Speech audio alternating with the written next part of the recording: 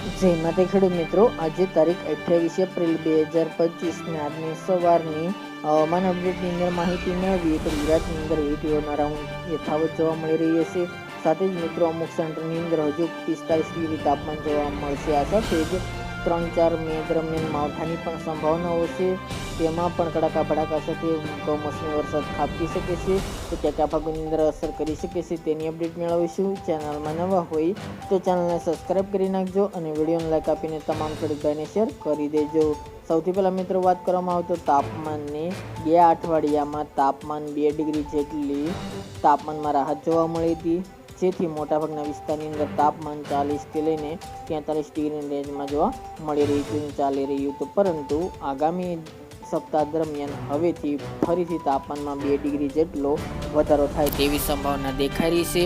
અમુક વિસ્તારની અંદર 43થી લઈને 45 ડિગ્રીની રેન્જમાં તાપમાન આવી શકે છે અને અમુક વિસ્તારની અંદર હીટવેવનો રાઉન્ડ પણ સર્જાય તેવી પણ શક્યતાઓ જોવા મળી રહી છે. જ્યારે મિત્રો આ દિવસો દરમિયાન દરિયાકાંઠાના વિસ્તારોમાં તાપમાનનો પારો 36થી લઈને 40 ડિગ્રીની રેન્જમાં જોવા મળી શકે છે, જ્યારે તેની અંદરના વિસ્તારોમાં 40થી લઈને 45 ડિગ્રી વચ્ચે રેન્જમાં તાપમાન અલગ અલગ ભાગોની અંદર અલગ અલગ રીતે જોવા મળે તેવી સંભાવના રહેલી છે. તો ગુજરાતને હવે ભયંકર તાપ માટે સામનો કરવો પડી શકે છે.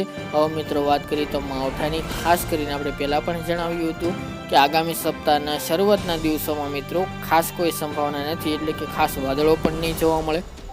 પરંતુ 2-3 દિવસ જતાં વાદળોનું બંધારણ ધીરે ધીરે મજબૂત જોવા મળી શકે છે અને 3-4 એટલે કે શનિ રવિ આસપાસ તારીખમાં એક માવઠાનો રાઉન્ડ જોવા મળે, થોડા દિવસ ચાલે તેવી સંભાવના રહેલી છે. આમ જોવા જઈએ તો આ હવામાનમાં પલટો ખાસ કરીને 3થી 6 આસપાસ જોવા મળશે 3-4 દિવસ દરમિયાન. ખાસ કરીને હવે દક્ષિણ ભારતની અંદર પ્રી મોન્સૂન એક્ટિવિટી જોવા મળી રહી છે, જેની અસર ગુજરાતમાં જોવા મળશે, જેથી ગુજરાતમાં હવે ધીરે ધીરે પ્રી મોન્સૂન એક્ટિવિટીની શરૂઆત થઈ શકે છે. પહેલાં પણ આપણે જણાવ્યું હતું કે ખાસ કરીને ગુજરાતમાં મે મહિનાની અંદર 2-3 માવઠાની સંભાવના છે, જેમાં મિત્રો પહેલો રાઉન્ડ આ ગણી શકાય મે મહિનાની શરૂઆતથી જ, અને મિત્રો એક રાઉન્ડ નુકસાનકારક પણ હોઈ શકે છે, કારણ કે મિત્રો અત્યારે યુરોપિયન મોડલ અને અમેરિકન મોડલ ખાસ કરીને માવઠાની વધુ તીવ્રતા સાથે અપડેટ આપી રહ્યા છે. તેમાં ઘણા બધા ફેરફારો પણ જોવા મળી રહ્યા છે.